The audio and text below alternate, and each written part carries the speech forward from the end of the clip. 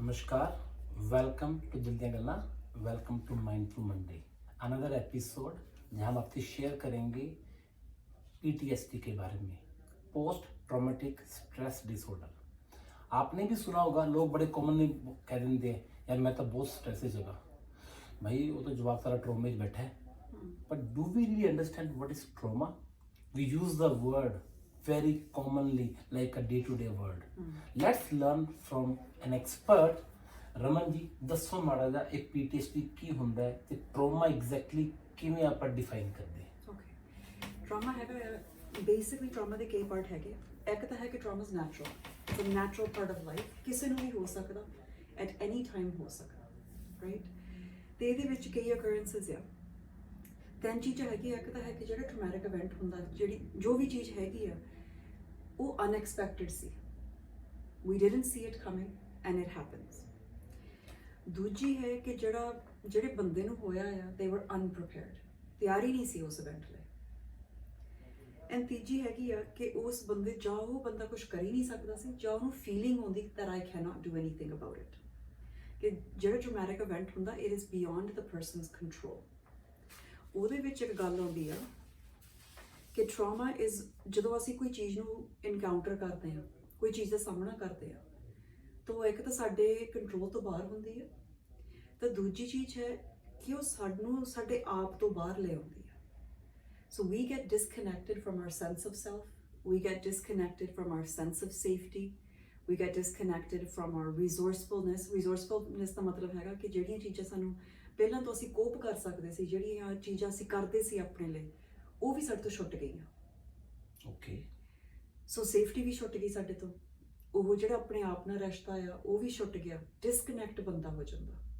ਸੋ ਇਹ ਸਾਰੀਆਂ ਚੀਜ਼ਾਂ ਨੂੰ ਜੇ ਤੁਸੀਂ ਇਕੱਠੇ ਲੈਂਦੇ ਆ that would be a traumatic event or an occurrence। ਤੇ ਜੇ ਸਿੰਪਟਮ ਹੁਣ 2 ਮਹੀਨੇ 3 ਮਹੀਨੇ ਵਾਲੇ ਕਿਸੇ ਕੋ ਹੈਗੇ ਆ, they feel that disconnect, confusion ਹੋ ਰਹੀ ਆ, memory loss ਆ, ਘਬਰਾਹਟ ਆ, 2-3 ਮਹੀਨੇ, that's not traumatic, that's not a post-traumatic stress disorder। Event could be traumatic but it's not PTSD। Okay, PTSD ਹੈਗੀ ਜੇ 6 ਮਹੀਨਿਆਂ ਤੋਂ ਵੱਧ ਇਹ ਸਿੰਪਟਮਸ ਤੁਹਾਡੇ ਲਾਈਫ 'ਚ ਹਜੇ ਚੱਲ ਰਹੇ ਆ। ਓਕੇ, ਤੇ ਰਮਨ ਜੀ ਮੈਂ ਸਮਝਣ ਦੀ ਕੋਸ਼ਿਸ਼ ਕਰਦਾ ਇਹਨੂੰ, ਯਾਨੀ ਕਿ ਜਿਹੜਾ ਇਵੈਂਟ ਹੈ ਉਹ ਟਰੋਮੈਟਿਕ ਹੋ ਸਕਦਾ ਹੈ। ਹਾਂਜੀ, ਠੀਕ ਹੈ, ਐਸੀ ਕੋਈ ਚੀਜ਼ ਐਸੀ ਘਟਨਾ ਤੋਂ ਵਾਪਰਦੇ ਹੈ ਜਿਹੜੀ ਸਾਡੇ ਜੀਵਨ ਤੇ ਬੜਾ ਗਹਿਰਾ ਅਸਰ ਪਾਉਂਦੀ ਹੈ। ਹਾਂਜੀ, ਜੇ ਉਹ ਅਸਰ ਰਹਿੰਦਾ ਹੈ 6 ਤੋਂ 8 ਹਫ਼ਤੇ ਤੱਕ, ਉਹ ਇੱਕ ਨੋਰਮਲ ਪ੍ਰੋਸੈਸ ਹੈ, ਸਾਡੀ ਬੋਡੀ ਰਿਐਕਟ ਕਰਦੀ ਹੈ, ਸਾਡੇ ਨਾਲ ਕੋਈ ਮਾੜਾ ਹੋਇਆ, ਕੋਈ ਦੁਰਘਟਨਾ ਹੋ ਗਈ, ਕੋਈ ਲੋਸ ਹੋ ਗਿਆ। ਜੇ ਉਹ ਚੀਜ਼ ਕੰਟੀਨਿਊ ਰਹਿੰਦੀ ਹੈ more than 6 months, then it can lead to some serious problem. ਉਹਨਾਂ ਨੂੰ ਫਿਰ ਡਾਇਗਨੋਸ ਕਰਦੇ ਨੇ PTSD, post traumatic stress disorder. हाँ जी, ओके। सो गाइस, अगर आप किसी दुर्घटना से, किसी इंसिडेंट से इम्पैक्टेड हो रहे हैं, that is a normal response of your body, physiological response है, psychological response. But watch out क्या करना है, similarly to depression, low mood is no longer depression, but अगर वो चीज हमारी डे टू डे एक्टिविटी को इम्पैक्ट करती है, need to be worried, question. Similarly यहाँ पे अब 6 महीने हो गए किसी घटना को हुए, आज आप भी सपने में डर जाते हैं, अकेले बाहर नहीं जा पाते हैं, you feel that you are under stress, under danger, some fear, then yes, please talk to your doctor and talk to your counselor, that could be PTSD। ਤੇ ਇਹਦੇ ਵਿੱਚ ਹੋਰ ਕਈ ਵੀ ਸਿੰਪਟਮਸ ਹੈਗੇ ਜਿਹੜੇ ਸਾਨੂੰ ਦੇਖਣੇ ਚਾਹੀਦੇ। Do I have these symptoms? Confusion. Okay, ਜਿਹੜੀ PTSD ਔਰ ਟਰਾਮਾ ਲੈ ਲਓ, ਟਰਾਮਾ ਇਹ ਨਹੀਂ ਹੈ ਕਿ ਕੋਈ ਵੱਡੀ ਚੀਜ਼ ਹੋ ਗਈ, we call that a traumatic incident. It's not what occurs, it's the impact of that occurrence. Okay, ਤਾਂ ਉਹ ਹਰੇਕ ਬੰਦੇ ਲਈ ਵੱਖਰੀ ਹੋਣੀ ਹੈ। ਫਰਜ਼ ਕਰੋ ਕਿ ਕੋਈ ਐਕਸੀਡੈਂਟ ਹੋਇਆ, ਅਸੀਂ ਉਹ ਐਕਸੀਡੈਂਟ ਦੇ ਵਿੱਚ ਨਹੀਂ ਸੀ, ਪਰ ਅਸੀਂ ਕੋਲ ਦੀ ਤੁਰਦੇ ਸੀ, ਐਕਸੀਡੈਂਟ ਅਸੀਂ ਦੇਖ ਲਿਆ, ਸਾਡੇ ਨਾਲ ਨਹੀਂ ਹੋਇਆ, but that could be a traumatic event। ਸ਼ਾਇਦ ਤੁਹਾਡੇ ਲਈ ਨਾ ਹੋਊਗਾ, ਆਪਾਂ 2 ਜਣੇ ਤੁਰ ਰਹੇ ਆ, ਤੁਹਾਡੇ ਤੇ ਕੋਈ ਅਸਰ ਨਹੀਂ ਹੋਇਆ, ਮੇਰੇ ਤੇ ਅਸਰ ਹੋ ਗਿਆ। It's not what happens, it's not what occurs, it's the impact of that occurrence। ਤੇ ਜਿਹੜੇ ਸਿੰਪਟਮ ਆ, ਇੱਕ ਤਾਂ ਜਿਹੜਾ ਪਹਿਲਾ any traumatic event ਪਹਿਲਾ ਜਿਹੜਾ ਸਿੰਪਟਮ ਹੁੰਦਾ ਆ is confusion। ਸੋ ਜਦੋਂ ਟਰੋਮੈਟਿਕ ਇਵੈਂਟ ਹੁੰਦਾ, ਇਟਸ ਅ ਸਟ੍ਰੈਸਫੁਲ ਇਵੈਂਟ, ਸਾਡੇ ਸਰੀਰ ਦੇ ਵਿੱਚ ਜਿਹੜੀ ਸਟ੍ਰੈਸ ਹੈ ਉਹ ਵੱਧ ਜਾਂਦੀ ਹੈ ਇੱਕਦਮ ਹੀ।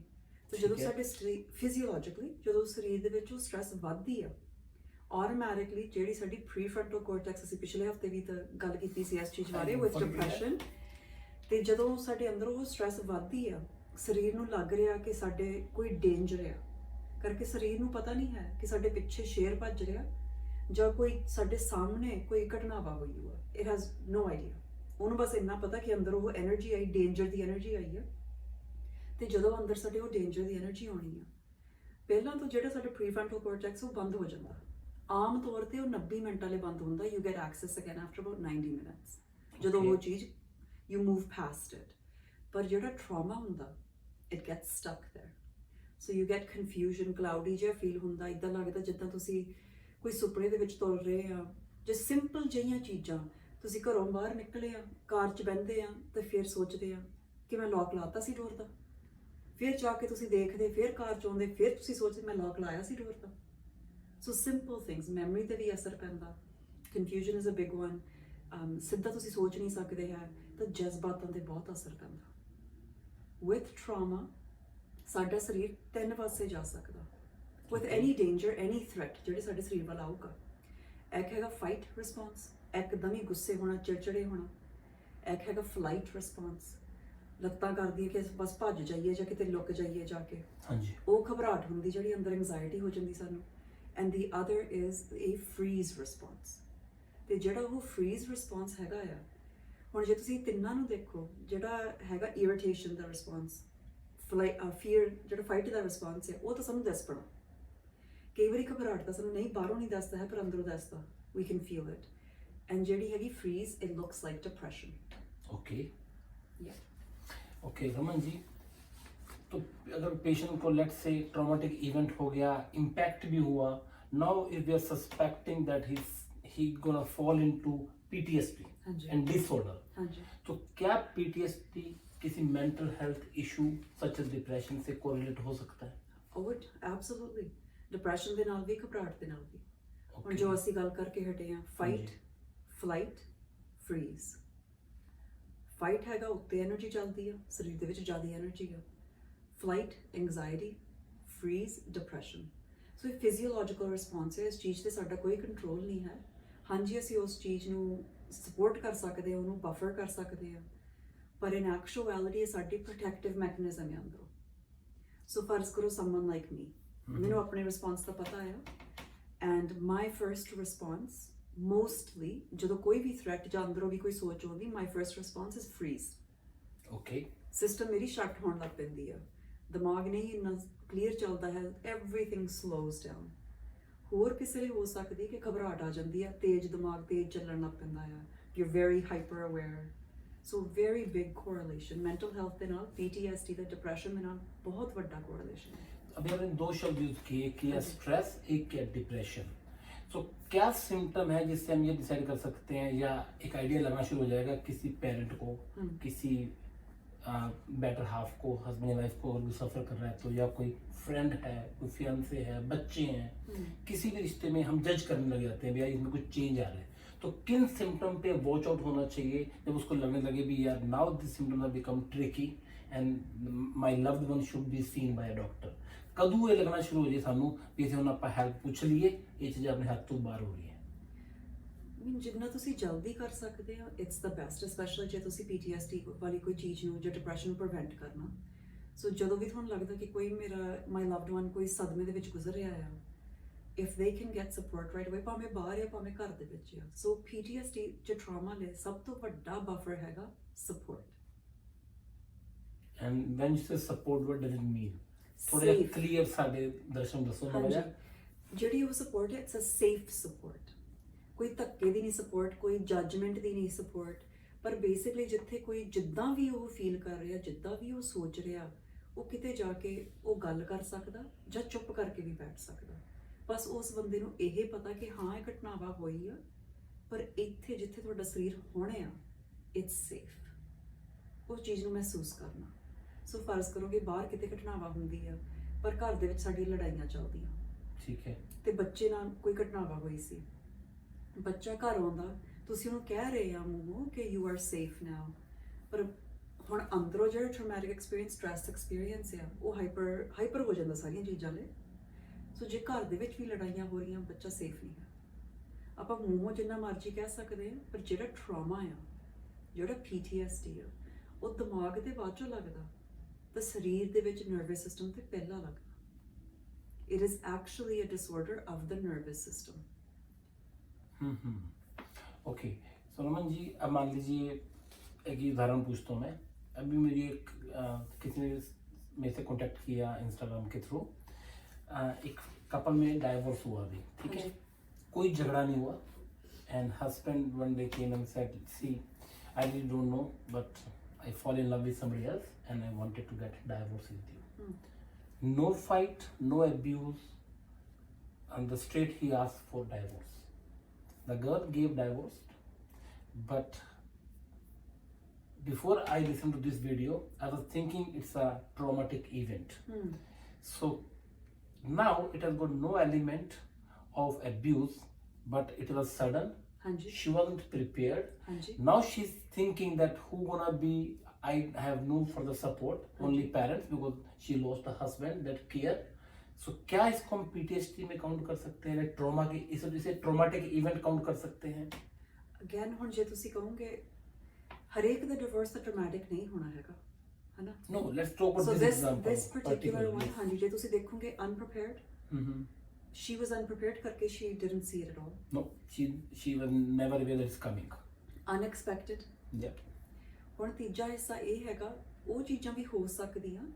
ਤੀਜਾ ਹਿੱਸਾ ਇਹ ਹੈਗਾ, did she become disconnected from her sense of herself, her sense of safety, her sense Yeah. of resourcefulness? She said that I feel I am going into some episode of anxiety and depression. This is what she said. So there's some sort of disconnect. ਜੇ ਇਦਾਂ ਹੁੰਦਾ ਹੈਗਾ, ਜੇ ਤੁਹਾਡੇ ਵਿੱਚ ਕੋਈ disconnect ਹੁੰਦਾ, ਇਹ ਤਿੰਨੇ ਚੀਜ਼ਾਂ ਤੁਹਾਡੇ ਵਿੱਚ ਆ, yes, you can consider that a traumatic event in your life. So guys, this is really very important, जो मुझे भी नहीं पता था। कई बार हमें लगता है ये ट्रॉमा नहीं है, but that is a trauma for the person who is getting impacted. So हमें हमारे लेंस से नहीं देखना है किसी और की लाइफ को। वो जो ट्रॉमा है वो उस व्यक्ति विशेष के ऊपर एक इम्पैक्ट है। तो रमन जी, जब हमें ये स्टैब्लिश हो गया, ये ट्रॉमेटिक इवेंट इम्पैक्ट पे डिपेंड करता है, हाँ जी। और 2 वीक 4 वीक 6 वीक 8 वीक तक it's normal response of your body, उसके बाद हमें हेल्प की पड़ सकती है, हाँ जी। हमें sooner the better, right? Sooner the तो better. एज अ सोसाइटी हम कैसे एक दूसरे की हेल्प कर सकते हैं? अगर मुझे पता है मेरी सराउंडिंग में कोई ट्रॉमेटिक इवेंट से गुजर रहा है, हाँ तो जी। मुझे as a Sunil Munjal, as a human being, what I should do to help? ਇੱਕ ਤਾਂ ਹੈ ਕਿ ਜੇ ਟਰਾਮਾ ਨੂੰ ਸਮਝੋ, ਉਹਦੇ ਸਿੰਪਟਮ ਕੀ ਆ। ਸੋ ਸਿੰਪਟਮ ਜੇ ਹੈ ਕਿ ਜੇ ਬੰਦਾ ਡਿਸਕਨੈਕਟ ਹੋਇਆ ਆਪਣੇ ਰਿਸੋਰਸਫੁਲਨੈਸ ਤੋਂ, ਤੇ ਜੇ ਉਹ ਆਪਣੇ ਆਪ ਤੋਂ ਡਿਸਕਨੈਕਟ ਹੋਇਆ, ਤਾਂ ਜਿਹੜੇ ਉਹਦੇ ਤੌਰ ਤਰੀਕੇ ਆ ਉਹ ਬਦਲ ਜਾਣੇ ਆ, ਸੇਮ ਨਹੀਂ ਹੈਗੇ। So be patient, patience is really big. ਕਈ ਚੀਜ਼ਾਂ ਉਹਨਾਂ ਦੇ ਆਪਣੇ ਕੰਟਰੋਲ 'ਚ ਨਹੀਂ ਹੈ, ਚਿੜਚਿੜਾਪਣ ਆਪਣੇ ਕੰਟਰੋਲ 'ਚ ਨਹੀਂ ਹੈ, ਐਂਡ ਬੀਇੰਗ ਓਵਰਵੈਲਮਡ ਵੈਰੀ ਈਜ਼ੀਲੀ। ਬਹੁਤ ਸਿੰਪਲ ਜਿਹੀ ਚੀਜ਼ਾਂ, ਵਾਈਟ ਲਾਈਟ, ਜਿਹੜੀ ਬ੍ਰਾਈਟ ਵਾਈਟ ਲਾਈਟ ਹੁੰਦੀ ਆ, ਜੇ ਕਿਸੇ ਕੋਲ, if somebody has gone through a traumatic event, simple thing as a white light can overflow them. Okay. So ਫਰਜ਼ ਕਰੋ ਤੁਹਾਡੇ ਕੋਲ ਇੱਕ ਕੱਪ ਹੈ, ਤੇ ਕੱਪ ਦੇ ਵਿੱਚ ਅਸੀਂ ਪਾਣੀ ਪਾ ਰਹੇ ਹਾਂ। ਨਾਰਮਲੀ ਸਾਡੇ ਕੱਪ ਦੇ ਵਿੱਚ ਛੋਟੀ ਛੋਟੀ ਗਲੀਆਂ ਹੁੰਦੀਆਂ, ਉਹ ਸਾਡੇ ਰਿਸੋਰਸ ਆ, ਸਾਡੇ ਕੋਪਿੰਗ ਮੈਕੈਨਿਜ਼ਮ ਆ, ਤੋਂ ਪਾਣੀ ਨਿਕਲਦਾ ਰਹਿੰਦਾ, ਤਾਂ ਲਾਈਫ ਸਾਡੇ ਪਾਣੀ ਪਾਈ ਜਾਂਦੀ ਆ, ਜੋ ਸਟ੍ਰੈਸ ਜੋ ਕਰਨਾ ਦਿਨ ਦੇ ਵਿੱਚ ਉਹ ਪਾਈ ਜਾਂਦਾ। ਇਨ ਟਰਾਮਾ ਜਦੋਂ ਅਸੀਂ ਡਿਸਕਨੈਕਟ ਹੋ ਜਾਂਦੇ ਰਿਸੋਰਸਫੁਲਨੈਸ ਤੇ, ਉਹ ਸਾਰੀਆਂ ਗਲੀਆਂ ਭਰ ਜਾਂਦੀਆਂ, ਪਾਣੀ ਪਰ ਪਈ ਜਾਂਦਾ। ਹੁਣ ਫਰਜ਼ ਕਰੋ ਕਿ ਉਸ ਬੰਦੇ ਨੇ ਪੂਰੀ ਦਿਹਾੜੀ ਲਾਈ, they try to be resourceful, simple thing as a white light can overflow them. But simple thing as ਬਾਹਰਲਾ ਜਿਹੜਾ ਆਲੇ ਦੁਆਲੇ ਨੋਇਜ਼ ਆ, ਓਵਰਵੈਲਮ ਹੋ ਸਕਦਾ। ਤਾਂ ਜਦੋਂ ਓਵਰਵੈਲਮ ਹੁੰਦਾ ਬੰਦਾ, ਇੱਕ ਤਾਂ ਜਿਹੜਾ ਉਹਨਾਂ ਦਾ ਰਿਸਪੌਂਸ ਹੈ ਉਹ ਵੀ ਤੁਸੀਂ ਦੇਖੋ, ਅਬਜ਼ਰਵ ਇਟ, ਸਮਝੋ। ਅਗੇਨ ਕਿਸੇ ਨੇ ਚਿੜਚਿੜੇ ਹੋਣਾ, somebody is gonna get angry, ਕਿਸੇ ਦੀ ਘਬਰਾਹਟ ਅੰਦਰ ਆਉਣੀ ਆ, ਡਰ ਲੱਗਣ ਲੱਗ ਪੈਣਾ, ਤਾਂ ਕਿਸੇ ਨੇ ਸ਼ਟ ਡਾਊਨ ਹੋ ਜਾਣਾ। ਸ਼ਟ ਡਾਊਨ ਦਾ ਮਤਲਬ ਹੈਗਾ maybe they want to stay alone, ਹਨੇਰੇ 'ਚ ਬਹਿਣਾ, ਟੀਵੀ ਦੇ ਸਾਹਮਣੇ ਨਹੀਂ ਬਹਿਣਾ, all of those different things. So as a human, as a society, ਇੱਕ ਤਾਂ ਜੱਜ ਨਾ ਕਰੋ, ਐਕਸੈਪਟ ਕਿ ਉਸ ਬੰਦੇ ਦੇ ਵਿੱਚ ਚੇਂਜ ਆਇਆ ਆ, ਤਾਂ ਉਹਦਾ ਇਸ ਸਮੇਂ ਕੋਈ ਕੰਟਰੋਲ ਨਹੀਂ ਹੈ, ਉਹ ਆਪਣੇ ਆਪ ਤੋਂ ਹੀ ਡਿਸਕਨੈਕਟ ਹੋਇਆ ਆ। ਪੇਸ਼ੈਂਸ ਇਜ਼ ਹਿਊਜ, ਪੇਸ਼ੈਂਸ ਰੱਖੋ। ਤੇ ਜੇ ਤੁਹਾਡੇ ਵਿੱਚ ਪੇਸ਼ੈਂਸ ਨਹੀਂ ਹੈ, ਤੁਸੀਂ ਉਸ ਟਾਈਮ ਉਹਨੂੰ ਕਹਿ ਦਿਓ ਕਿ ਅੱਜ ਮੇਰੇ ਕੋਲ ਪੇਸ਼ੈਂਸ ਨਹੀਂ ਹੈ, I am very sorry, I no that you need patience, ਪਰ ਅੱਜ ਮੇਰੇ ਕੋਲ ਨਹੀਂ ਹੈ, ਕਰਕੇ ਜਿਹੜੀ ਸਾਡੀ ਐਨਰਜੀ ਵੀ ਹੈ। ਹੁਣ ਫਰਜ਼ ਕਰੋ trauma is in the nervous system, nervous system ਨਾ ਬੋਲੇ ਤੇ ਕੁਝ ਹੁੰਦਾ, ਨਾ ਸੋਚੇ ਤੇ, ਇਟ ਫੀਲਸ। ठीक है। ਆਪਾਂ ਬੈਠੇ ਆ, we can feel each other's energy to a certain extent. Yep. And that's the same as ਜਦੋਂ trauma ਹੁੰਦਾ, they can feel the energy. So ਜੇ ਤੁਹਾਡੇ ਅੰਦਰ ਵੀ ਘਬਰਾਹਟ ਆ, naturally as a person ਉਹਦੇ ਵਿੱਚ ਕੁਝ ਮਾੜਾ ਨਹੀਂ ਹੈ, ਪਰ ਤੁਹਾਨੂੰ ਪਤਾ ਕਿ ਕੋਈ ਸਦਮੇ ਦੇ ਵਿੱਚ ਗੁਜ਼ਰਿਆ ਆ, ਤਾਂ ਤੁਸੀਂ ਆਪਣੀ એનર્ਜੀ ਵੱਲ ਵੀ ਦੇਖ ਲਿਓ ਕਿ how is my energy today. All of those things will support that person in their recovery. ਕਰਕੇ ਅਸਲੀਅਤ ਦੇ ਵਿੱਚ ਇੱਕ ਸੱਟ ਵੱਜੀ ਆ, ਨਰਵਸ ਸਿਸਟਮ ਤੇ ਸੱਟ ਵੱਜੀ ਆ, ਤਾਂ ਉਸ ਚੀਜ਼ ਤੋਂ ਉਹਨਾਂ ਨੇ ਰਿਕਵਰ ਕਰਨਾ, ਜਿੰਨੀ ਉਹਨਾਂ ਨੂੰ ਸਪੋਰਟ ਮਿਲੂਗੀ ਉਨੀ ਬਿਹਤਰ ਉਹ ਰਿਕਵਰ ਹੋ ਸਕਦੇ ਆ। Maybe not as fast, but it is a big factor. तो मैं सभी सुनने वालों को ये कहना चाहूँगा, सपोर्ट करनी है। कुछ बेसिक फंडामेंटल है मेंटल हेल्थ के। जब आप सपोर्ट करने जाते हैं तो अपनी जजमेंट को अपने पास रखना है। तो सुनना कैसे है? बिना जजमेंट के, क्योंकि ट्रॉमा कहीं और हुआ, इम्पैक्ट किसी पे हुआ, आप क्या कर रहे हैं? हेल्पिंग हैंड, और helping hand is there to help. तो यहाँ पे कैसे हेल्प करेंगे? उनको सुनेंगे, समझेंगे, और जितनी जल्दी हो सके उन्हें रिकमेंड करेंगे वो किसी प्रोफेशनल की हेल्प लें। समटाइम्स आपको लगता है सिम्टम नॉर्मल है, लेकिन शायद उनका इम्पैक्ट बहुत डीप होगा। So be very vigilant.